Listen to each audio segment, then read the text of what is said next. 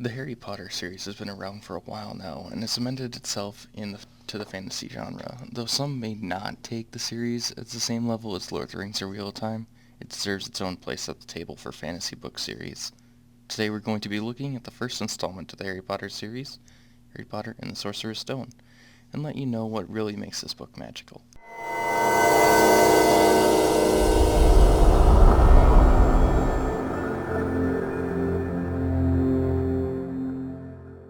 The book was first released in 1998 and was written by J.K. Rowling. The book has about 309 pages, and that is not including any of the table of contents. It's spread across 17 chapters. My copy has the illustrations at the top of each chapter. I'm not sure if that's something that has changed in the many editions that have come out since, but it was always something to look forward to as a kid going to each of the next chapters, because they're all themed to what that chapter has to offer. The book starts off introducing the wizarding world from the vantage point of the Dursleys, who we later find out are the aunt and uncle of Harry Potter, the boy who lived.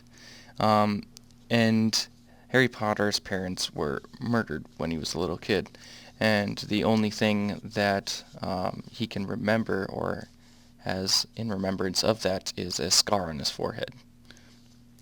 This was a fantastic way to introduce new worlds to an audience, and it's done in a very clever way. I have to applaud J.K. Rowling for setting the story up in the way that even though this book was fast-paced, it steeps the reader into the world from a perspective that would likely be more like our own. For instance, the Diagon Alley stuff. The story then takes a time leap when Harry is grown up and gets a letter of acceptance to a magical school called Hogwarts. The book has a lot of strengths that are going for it that will be reiterated as we continue on through the story. The descriptions are very vivid of the locations and items, as well as the characters and their motives. This leads to a pretty laid-back and easy read. Understandably, these books are for children. Anyone of any age can enjoy these books all the way through and really appreciate everything else that they have to offer. For a relatively small time commitment based on the book size, it seems like there's a lot of pages, but the print is extremely wide, at least in this copy of the book here. The school year structure of this book and the subsequent books make it for a really easy method to control the pace for the story. The ending ties in many of the story notes from earlier of the book, which is something like learning magic spells that come in handy, and Quidditch, which can be best defined as football and brooms, which also plays a role at the end. And though it seems silly how many points in the story are used later in the end to accomplish the overarching story, it satisfies me knowing that the next chapter has meaningful content to the end goal in some way or another. Character introductions are done very well too. It takes very little for each of the characters to be painted into the mind of the reader, as well as share a base level of motives and beliefs of each other.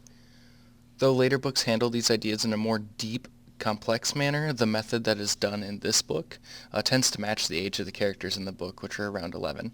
The way J.K. Rowling writes this allows for easy understanding, and at the same level children around that age can relate to.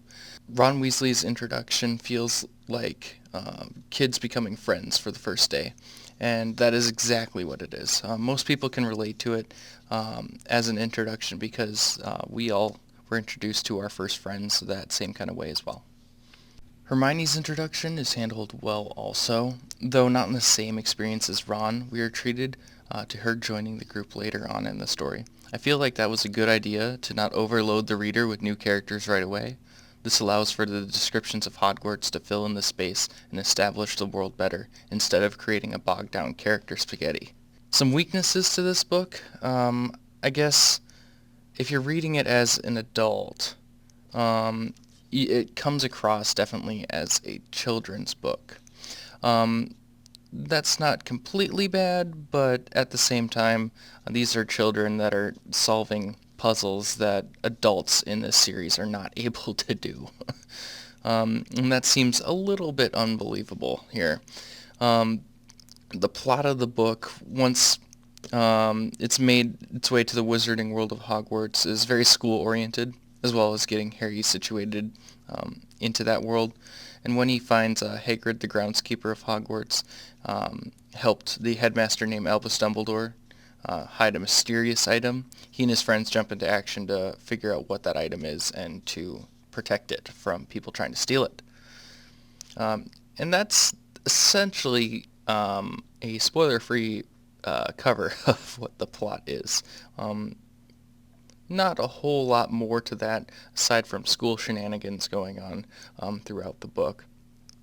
Harry also gets to learn a little bit more about the history of his parents at a young age there, and that grows his character too.